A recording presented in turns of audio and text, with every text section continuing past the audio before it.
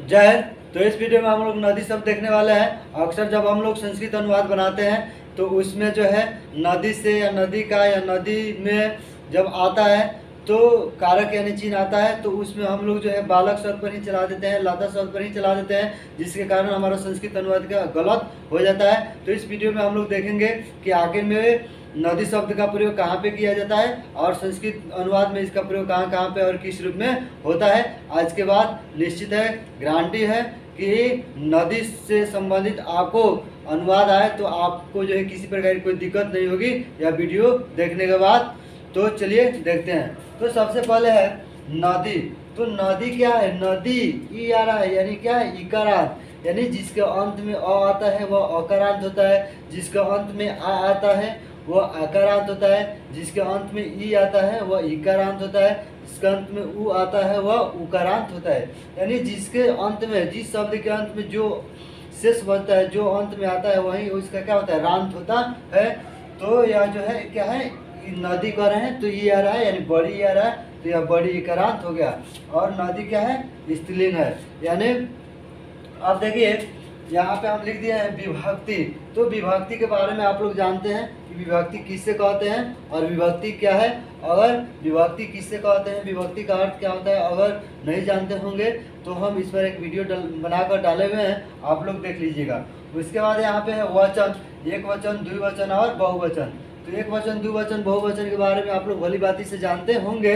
अगर वचन नहीं पढ़े होंगे तो वचन का वीडियो भी मैंने डाल दिया है, देख लीजिएगा। तो यहाँ पे संक्षिप्त में बता दे रहे हैं। देखिए वचन, वचन का अर्थ होता है संख्या।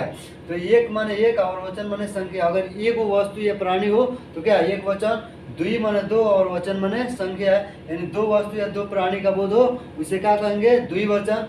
बहु माने अनेक और वचन माने संख्या, यानी दो से अधिक वस्तु या प्राणी का बोध हो उसे क्या कहेंगे? बहुवचन कहेंगे। तो यहाँ पे मैंने प्रथमा, द्वितीय, तृतीय, चतुर्थी, पंचमी, षष्ठी, सप्तमी और संबोधन यहाँ पे हम लिख दिए हैं। अब देखिए इसके पहले हम वीडियो बनाए थे अस्मत् शब्द, युष्मत् शब्द और तत्शब्द पर।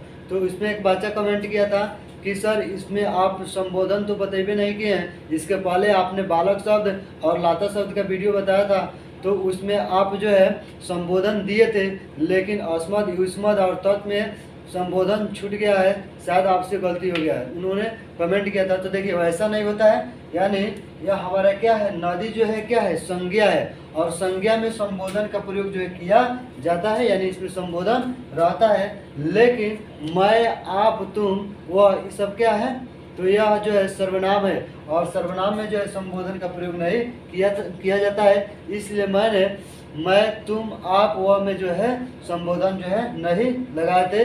यानी आप लोग भी आज समझिए कि सर्वनाम में जो है, यानी सर्वनाम में जो है संबोधन का प्रयोग नहीं किया जाता है। संबोधन का प्रयोग जो है कहाँ पे किया जाता है? केवल संज्ञा में। तो यहाँ पे दिया हुआ है प्रथमा में नदी, नदौ, नदः, यानी प्रथमा विभक्ति में क्या होगा? प्रथमा में एक वचन में क्या होगा? नदी, द्विवचन में नदौ, बहुवचन में नदः, द्वितीय में एक वचन में नदीम, नदौ, नदी। अब देखिए यहाँ पे हम विसर्ग देंगे तो यह क्या हो जाएगा? नदी शब्द का द्वितीय बहुवचन हो जाएगा। उसके बाद तृतीय में होता है नदा, नदीभ्याम, नदीभि। उसके बाद चतुर्थी में है नधय, नदीभ्याम, नदीभ्य। पंचमी में है नधा, नदीभ्याम, नदीभ्य। उसके बाद षष्ठी में है नधा, नधो, नदीनाम। उसके बाद सप्तमी में है नधाम, नधो, नदीसु। उसके बाद यहाँ पे संबोधन में हे नदी, हे नदो, हे नदा। तो आप भी मेरे साथ एक बार दो बार बोल लीजिए, निश्चित है यहीं पे याद हो जाएगा। अगर आपको पहले से मति शब्द याद होगा तो मतीय पर तो है, दूसरा कुछ थोड़े होता है, थोड़ा सा आप लोग अगर दिमाग लगा दीजिएगा तो समझिए कि जो याद करने में किसी प्रकार की कोई दिक्कत नहीं होगी, बस आप लोग ध्यान नहीं देते हैं। यानी एक बार दो बार मेरे साथ बोलिए, निश्चित है याद हो जाएगा यहीं पे। देखिए बोले प्रथमा में नदी, नदौ, नद। उसके बाद नदीम, नदौ, नदी, नदा, नदीभ्याम, नदीभ्य, नदय, नदीभ्याम, नदीभ्य, नदा, नदीभ्याम, नदीभ्य, नदा, नधो, नदीनाम, नदाम, नदो, नदीसु। हे नदी, हे नदौ, हे नद। तो आप लोग जो है पढ़िएगा दो तीन बार। निश्चित याद हो जाएगा। यहाँ पे हम नोट में लिख दिए हैं कि यह नदी शब्द अगर मुझे याद हो जाए तो इस पर कितना शब्द रूप जो है याद हो जाएगा। तो देखिए सबसे पहले तो नदी शब्द क्या है, नदी कह रहे हैं तो ये आ रहा है बड़ी ई करा। इतना समझिए कि जिसके अंत में बड़ी ई होगा वह जो है नदी शब्द पर ही चलेगा। जैसे यहाँ पे हम लिख दिए युवती, तो देखिए युवती कह रहे हैं तो युवती के अंत में ती जो है क्या है, दीर्घिन है या हार्सिन है, तो दीर्घिन है। और हार्सिन दीर्घिन का पहचान जो है आप इसके पहले वाले वीडियो में हम बता दिए थे संधि में, यानी हार्सिन कहाँ पे लगता है, दीर्घिन कहाँ पे, तारगुन कहाँ पे, बार्जुन कहाँ पे, एकले कहाँ, दूल्हे कहाँ, इसका वीडियो हम बता दिए हैं। यहाँ पे वापी, तो वापी कह रहे हैं तो क्या आ रहा है, बड़ी आ रहा है। उसके बाद लेखनी, कुमारी, दासी, पत्नी, जननी, कौमुदी आदि इकारांत क्या है, इकारांत, यानी जिसके अंत में क्या हो, बड़ी हो, शब्दों के रूप नदी शब्द के समान होते हैं। यानी जिसके अंत में बड़ी आता है वह जो है नदी के समान ही, नदी पर ही उसका शब्द रूप चलाया जाता है। तो आप लोग जो है इससे, तो हम एक बताना बात चाहते थे, कौन सी, तो अनुवाद कैसे बताया जाए।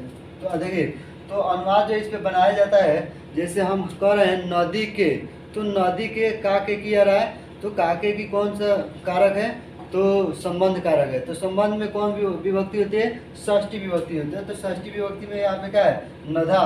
तो अगर हम नधा कहें तो इसका अर्थ क्या होगा, नदी के। तो जैसे हम कह रहे हैं नदी में, तो नदी में कह रहे हैं तो में आ रहा है, तो में कौन सा विभक्ति है, तो सप्तमी विभक्ति है, यानी संबोधन कारक, संबोधन नहीं अधिकरण कारक है। तो नदी में यानी सप्तमी विभक्ति, तो सप्तमी विभक्ति में क्या है, नधाम है, यानी नधाम अगर हम कहीं लिख दें तो क्या हो जाएगा, नदी में। उसके बाद अगर नदी के लिए है, तो अगर के लिए किस में आता है, चतुर्थी में, तो चतुर्थी में यहाँ पे क्या है, नधा है। तो इस प्रकार जो है इसका प्रयोग किया जाता है अनुवाद बनाते समय।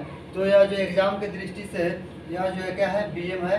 आपके एग्जाम में पूछे जाएंगे कि नदी शब्द का षष्ठी एक वचन क्या होगा, तो क्या होगा, नधा होगा। उसके बाद आएगा कि नदी शब्द के तृतीया बहुवचन क्या होगा। तो नदी शब्द के तृतीया बहुवचन के देखिए, नदी शब्द के और कौन सा तृतीया और बहुवचन, तो क्या है, नदी भी है। तो इस प्रकार आपके एग्जाम में जो है क्वेश्चन पूछे जाते हैं। तो अगर आप लोग चाहें तो इसका एक स्क्रीनशॉट ले लीजिए।